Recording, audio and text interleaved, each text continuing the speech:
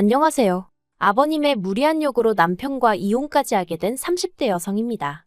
남편은 저에게 잔인하다 너무하다 했지만 저도 어쩔 도리가 없었어요. 중간에서 남편이 자기 역할이라도 똑바로 해줬다면 이혼까지는 안 했을지도 모르겠지만 어쨌든 이제 다 지나간 이야기고 그럼에도 불구하고 제가 이렇게 이야기를 하는 건 드라마 같은 일이 누구에게나 일어날 수 있다는 걸 말하고 싶어서예요. 남편하고는 대학교에서 만났어요. 도서관에서 혼자 공부하고 있는 남편이 마음에 들어 제가 먼저 다가갔죠. 어디서 그런 용기가 났던 건지는 모르겠지만 성큼성큼 다가가 여자친구는 있냐? 없으면 전화번호 좀 달라 그랬어요. 그랬더니 남편이 대수롭지 않다는 듯 연락처를 주대요. 그리고 나중에서야 알게 된 게 당시 남편은 꽤나 인기가 좋았답니다. 그래서 저뿐만 아니라 다른 몇몇 여학생들도 먼저 전화번호를 물어본 적이 있었던 모양이더라고요. 그런데 저는 그런 줄도 모르고 남편도 저에게 관심이 있어 순순히 연락처를 준 줄 알았고 그래서 그때부터 한마디로 엄청 공을 들였어요. 연락도 자주 하고 잘 보이려고 이런저런 노력을 많이 했죠.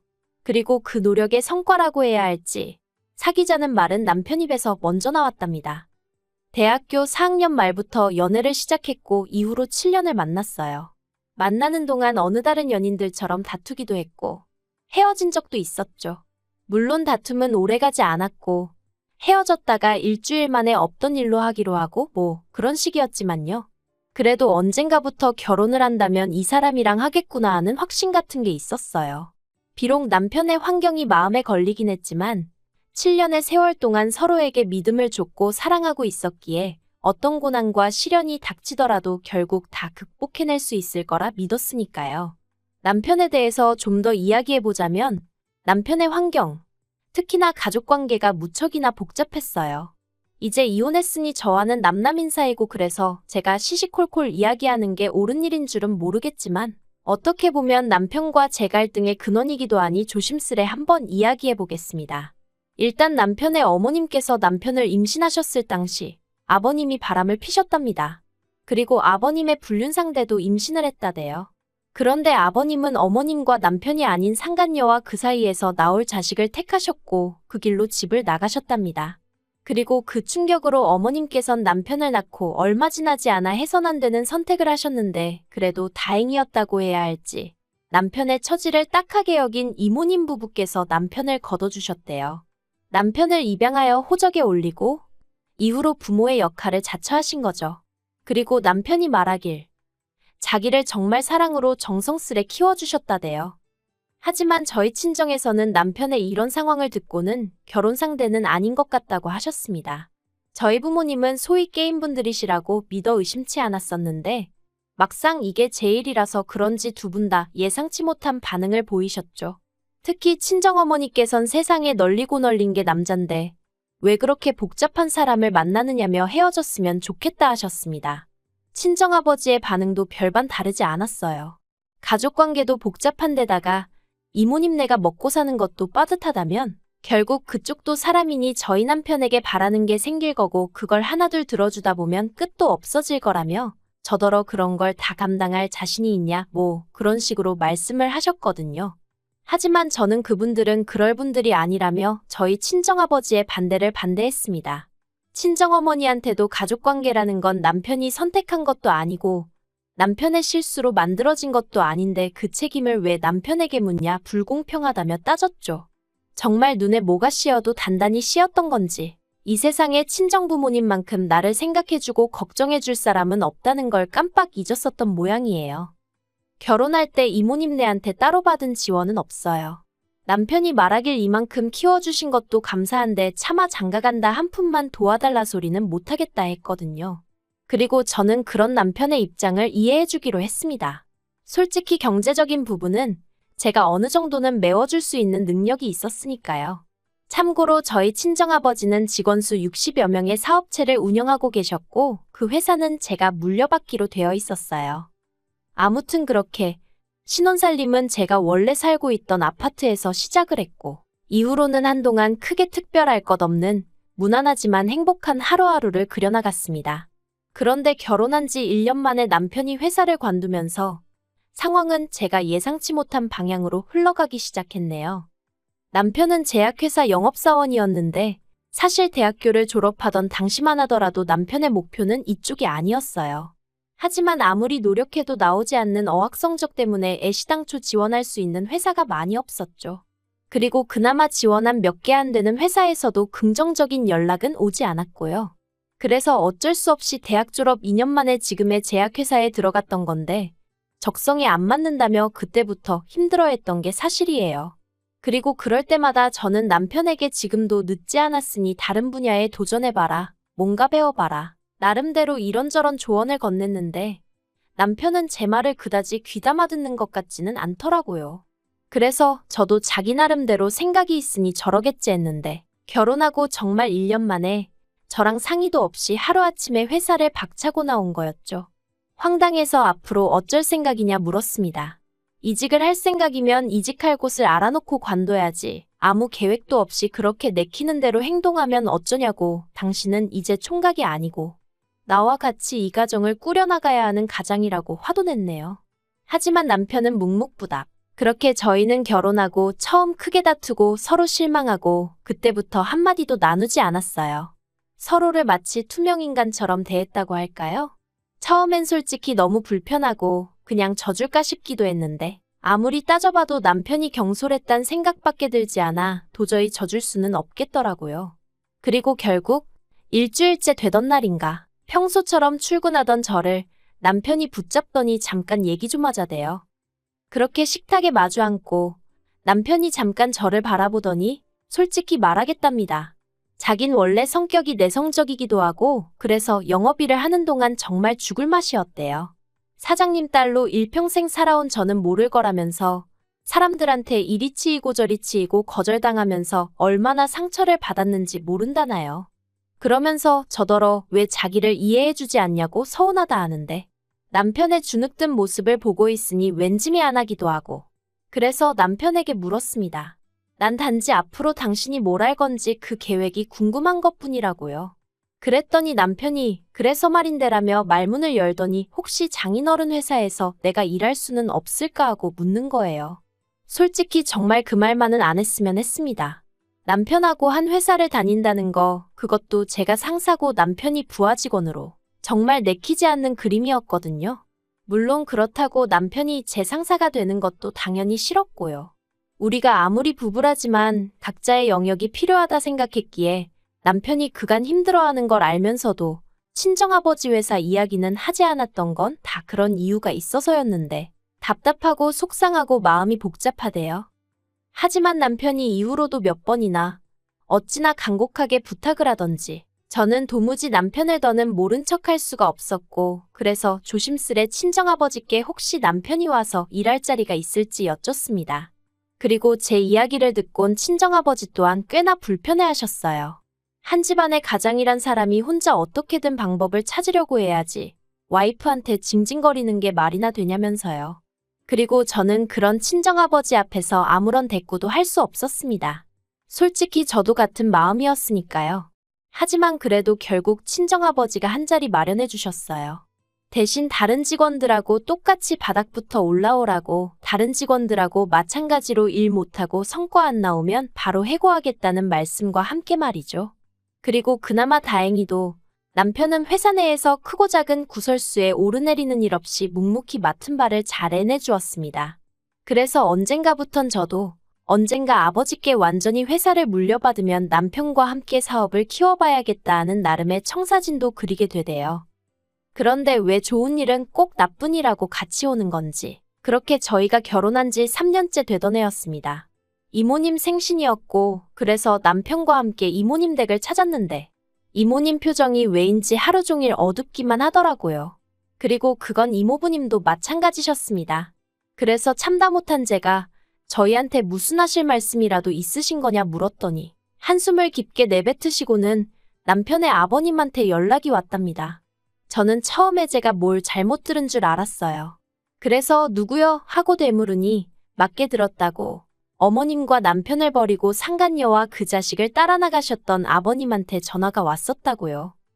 저도 저였지만 남편을 바라보니 얼굴이 허옇게 질려 있었습니다. 그리고 이후로는 솔직히 무슨 이야기가 오갔는지 기억도 잘 나지 않아요. 이모님하고 이모부님은 복잡한 표정을 하고 계셨고, 남편 또한 그 속내를 읽기 어려운 얼굴을 하고 있었으니까요. 그리고 저는 그 세 사람의 비할 바는 아니었지만 그래도 역시나 놀랐던 게 사실입니다. 그래서 그냥 음식도 입으로 들어가는지 코로 들어가는지도 모르겠고 정말 정신이 하나도 없이 있다가 집에 왔어요. 그리고 며칠 뒤 남편이 아버님과 만나기로 했다며 나갔다 왔는데 이후로 정말 몇 날 며칠에 말 그대로 죽상을 하고 있더라고요. 그래서 보다 못한 제가 도대체 무슨 일이냐고 물었더니 그제서야 한다는 말이 아버님이 대장암이시래요. 그러면서 하나밖에 없는 아들 생각이 나서 찾아왔다며 지금부터라도 같이 살자 하시더랍니다. 어이가 없어서 어떻게 그러실 수가 있냐고 제가 화를 냈어요. 당신 태어날 때 옆에 계셔주시지도 않으셨다면서 이모님한테 양육비 한번 보내주신 적 없으시다면서 갑자기 이제 와서 왜 그러시는 거냐니까. 상간녀하고는 진작에 이혼했고 상간녀와의 사이에서 낳은 애도 상간녀가 데려가 버려서 연락이 안 닿는다더랍니다. 그리고는 솔직히 그쪽에는 별로 정이 없었고 마음속으로는 늘 돌아가신 어머님과 저희 남편에 대한 미안함과 그리움 뿐이었다나요. 듣는 내내 어이가 없어서 남편한테 당신은 그 말을 믿는 거냐니까. 자기도 모르겠대요. 그리고 일단 당장은 편찮으시다 하니 뭐 하나 제대로 따지고 들 수도 없다면서? 그래서 제가 나는 화가 난다 했어요. 버릴 땐 언제고 이제 와서 아쉬우니 당신을 찾아오셨는가 본데 정말 이해가 안 된다 했죠. 그런데 그때 남편이 그래도 사람이 암이라는데 저더러 말 좀 조심하랍니다. 어이가 없더라고요. 이제껏 10년 넘는 세월을 남편 편에 서 있던 저인데 그런 제가 그 정도 말도 못하나 싶은 게 서운하기도 했고요.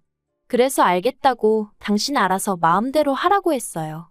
하지만 행여나 여기서 모시고 살 생각은 꿈도 꾸지 말라 했습니다. 당신한테는 어떨지 몰라도 나한테는 생판남이나 마찬가지인 만큼 같이는 못 산다 했죠. 그랬더니 남편이 알겠다면서 혼잣말인지 저들으라고 하는 소린지 병원비는 어떻게 해야 하지 않은데 진짜 우라가 치민다는 게 이런 건가 싶더라고요. 그런데 얼마 후 저는 더욱 황당한 소식을 접하게 되었습니다. 저희 회사에는 임직원들을 위한 대출 제도가 있어요. 회사 복지 차원에서 1억까지 저금리로 대출해 주는데 보통 주택을 사거나 할 때 많이들 쓰더라고요. 물론 제가 그 대출을 쓸 일은 없었지만요.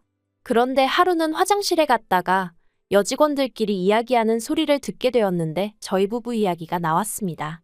저희 남편이 사내 대출 신청을 했던데 이상하지 않냐면서 장인하고 와이프가 운영하는 회사에서 사내 대출이라니 웃기네 어쩌네. 그래서 제가 문을 열고 나가 방금 한 이야기가 뭐냐고 물으니 여직원들이 잠시 당황한 듯 하다가 아무것도 모르셨냐 묻더니 구구절절 설명을 해주더라고요. 남편과 같이 퇴근을 했지만 집에 오는 내내 저는 한마디도 하지 않았습니다. 머릿속을 정리할 시간이 필요했거든요. 그리고 남편도 지가 구린 짓을 해서 그런가 제 눈치를 살살 보는 것 같았습니다만 제 알바는 아니었죠. 아무튼 집에 도착하자마자 남편에게 대출 신청은 왜 했냐 물었습니다. 그러자 남편이 얼굴이 허옇게 질려서는 이내 난감한 표정을 짓고는 한다는 말이 그러면 뭐 죽어가는 아버지를 모른 채 하라는 거냐며 난데없이 저한테 화를 내는 거예요. 참나 황당해서 그럴 거면 당신 능력으로 도와드리라 했습니다. 왜 사람들 입방아에 오르내리게 사내 대출을 끌어다 쓸 생각을 하냐고 당신 와이프랑 장인어른 입장이란 건 생각도 안 하냐 했죠. 그랬더니 저더러 정말 못됐다면서 지금도 오로지 생각하는 건 자기 자신하고 장인어른뿐이고 남편이나 편찮으신 아버님은 안중에도 없다는데 아니 언제부터 자기가 아버님하고 그렇게 애틋한 사이였다고 저러나 싶은 게 황당해서 말이 안 나오더라니까요. 그런데 남편은 작정이라도 한 듯이 쉬지 않고 말을 이어갔습니다. 왜 이모님 이모부님한테는 부탁하지 않아도 척척 잘만 해드리면서 아버님한테는 그렇게 냉정하냐는 거예요. 저는 저 사람이 미쳤나 싶었어요. 이모님하고 이모부님이 자기를 얼마나 애써 키워주셨는지 자기가 나한테 얘기해놓고 아버님이 자기 버리고 갔단 얘기도 자기가 나한테 해놓고 이제 와서 왜 나한테 이모님네한테만 잘하냐고 따지는 게 말이 되나 싶어서요. 그래서 제가 남편더러 도대체 하고 싶은 말이 뭐냐니까 바라는 거 없답니다. 그냥 해달라는 1억만 좀 해줬으면 좋겠대요. 그걸로 치료받고 어디 방 한 칸이라도 마련해서 사시게 해드리고 싶답니다. 그러면서 그 돈을 저한테 해달라는데 제가 너무너무 속 터져서 당신 정말 제정신이냐니까 그래도 자기한텐 하나뿐인 아버지인데 모른 척은 못하겠답니다. 마음 같아선 모시고 오고 싶지만 그건 제가 죽었다 깨어나도 안 된다 하니 어쩌겠냐면서 저더러 저도 좀 양보를 하고 남의 입장도 생각 좀 해버릇하라나요. 저는 도무지 끓어오르는 화를 주체할 수가 없었고 그래서 남편더러 아버님인지 나인지 둘 중 한 사람만 선택하라 했어요. 그랬더니 남편이 갑자기 그건 또 무슨 소리냐면서 짜증을 내길래 나는 도저히 당신이 이해가 안 된다 했죠. 그리고 말이 나왔으니 말이지만 솔직히 처자식 버리고 도망갔던 사람이 내 아버님이라는 것도 너무 싫다 어디 가서 말도 못하겠다 했어요.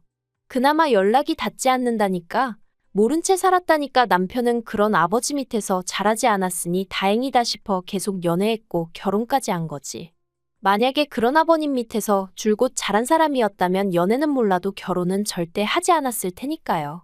아무튼 남편은 둘 중 한 사람만 택하라는 제 말에 끝까지 제대로 된 답을 내놓지 못했고 그래서 저는 결국 남편과 이혼을 결심했습니다. 남편더러 효심이 끌어올라 주체가 안 되는 모양인데 그럼 어쩌겠냐고 아버님한테 가서 살아야 하지 않겠냐 했죠. 그리고는 빠른 시일 내에 정리할 거 정리해서 내 집에서 나가달라 했습니다. 회사도 당장 내일부턴 출근하지 말라고 했죠. 그리고 남편은 남편대로 그렇게 일순간에 마음 정리하고 돌아선 저에게 놀라기도 했고 자기 말로는 너무 무섭더라나요. 그래서 저희는 순식간에 이혼 서류에 도장 찍고 그렇게 남남이 되었어요. 10년 세월이 무색하리만큼 정말 모든 게 빠르게 진행되었죠. 이모님과 이모부님은 무척이나 안타까워하시며 어떻게든 제 마음을 돌리려고 애를 쓰셨지만 보시다시피 잘 안 됐어요.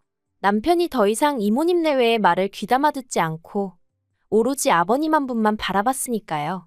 그리고 그런 남편을 앞장 세우고 아버님은 나날이 더 기고만장해지셔서 이모님에게 소식을 전해 듣기론 내 자식한테 부모 행세하며 효도받지 않았냐고 그거 다 토해내라 그런 말씀까지 들으셨답니다.